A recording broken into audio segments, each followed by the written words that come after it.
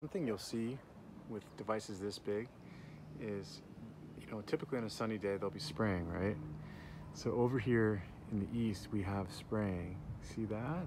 Those are chem clouds, chemtrails, and they spread into chem clouds. And there you can see one right there. But over here, you can see that these look more natural. So the water vapor has returned. If these were once chem clouds sprayed over the ocean like they do and then they blow in, well, the hydrogen bond has been restored and they look more natural, and now they look, full and normal clouds. And that's what I've noticed. You can see right overhead with these larger devices is that's the kind of effect they'll have in the sky, and I call these transmutation clouds. So you have to kind of just sit with your device and observe. If you look at Wilhelm Reich's Orgone accumulator, basically he was drawing in the atmospheric orgone from the sky and the surrounding environment, and he was accumulating in this little box. And the metal plates that were on the inside would basically make the energy stay in there, so the person that's in there would feel the benefits, and then his Cloudbuster was basically drawing the dead orgone from the environment, and then grounding it into water. So you had to be careful if you were, operating the Cloudbuster, because this energy, the dead energy, is coming through that. Anyway, so what he was doing basically was creating more balance, right? So he's creating more balance with the people that were in the accumulator. He's creating more balance with in the environment, in the sky. And so he would bring rain to drought-stricken regions by grounding the door. With these Chembusters, this is a different version of the Don Croft style Chembuster, and different than Wilhelm Reich's Cloudbuster, but it's kind of operating the same principles. We're creating balance. So the earth, the reason why grounding and earthing is so good is because the natural vibration of the earth is very healing. The Schumann resonance at 7.83 hertz. That's a very healing. It's a healing energy to be around. When you're around nature, you feel better. The reason why I make this Chembuster, this style, which is large copper pipes, which is kind of like Wilhelm Reich used, and a very powerful pyramid with an Orgone matrix, is to create balance. That's all we're doing, is creating balance. It's we don't have to get into really complicated physics terms. Harold Katzvella explains it a little bit as connecting the scalar field potentials, scalar wave potentials between the Earth and the Sun. And so, the Earth and the Sun are kind of divine systems. They work in harmony with each other, and when the sun's out, you feel great. You get the vitamin D. When you're grounding and you're earthing, you feel great. There's studies that show that when you're in nature and you're experiencing the Schumann resonance and the natural, electromagnetic vibration of the earth, that you heal, you feel better. So those are facts. So let's just remember that. Okay, I'm one that likes to keep things simple, and so if we know the earth is a natural divine system, and it's being manipulated, and there's a lot of EMF, artificial EMF, that's underground, and we know that the sky is being manipulated with frequencies, negative frequencies, being sprayed with chemtrails, which are void of life force. So they're just, all they are is dead energy, door.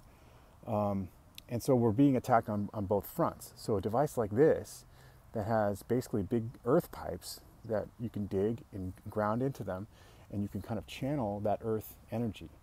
And if there's any negative energy in the ground, in the surrounding area, it'll be converted and transmuted, because there's life force being permeating it, And so, and if you have a large device like this, it's also going to get a nice radius up into the sky.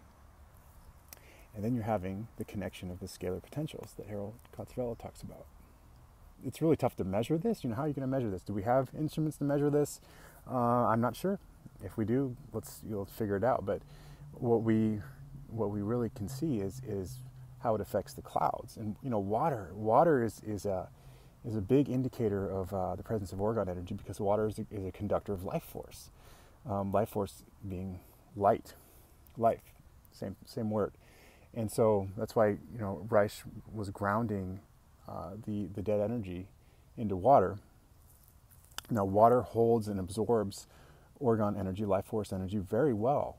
And so when you're kind of creating this vortex of life force energy in the sky, you're going to create water molecules and you're going to restore the hydrogen bond, and you're going to see more natural clouds form. And I don't know if there's a way to measure that, but you can definitely perceive it and document it. So the best way for me to prove that a cloudbuster or a chembuster or a mini chembuster is working is in two things. The cloud formations, how basically the sky is reacting. If you're seeing the hydrogen bond being restored and the water vapor returning to clouds, and like I said, that can happen from a chem cloud if the Orgone energy concentration is strong enough. And then if that deep blue is still in the background. So when Wilhelm Reich was studying bions, he found that, that's kind of where the life force discovery originated. And he found that these bions were colored blue. And so he basically said Orgone energy is the color blue. So when we see that in the sky, the deep blue, that's the presence of Orgone energy.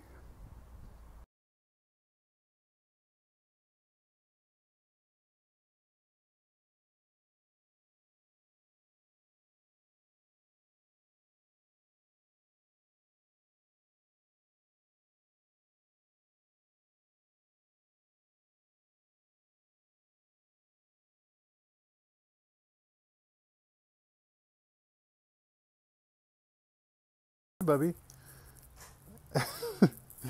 So the other day, Sarah alerts me to these new baby cacti over here, and I was like, cool. And the story behind it is this is her cactus, and it hasn't shown life in 8 years, apparently. I didn't know that, but when we moved in here 5.5 years ago, it was knocked over, and so she kind of just left it for dead. And so there's been no life basically in like 8 years. And then 2 weeks ago, these babies, cacti right here, thorns, just sprouted up out of nowhere.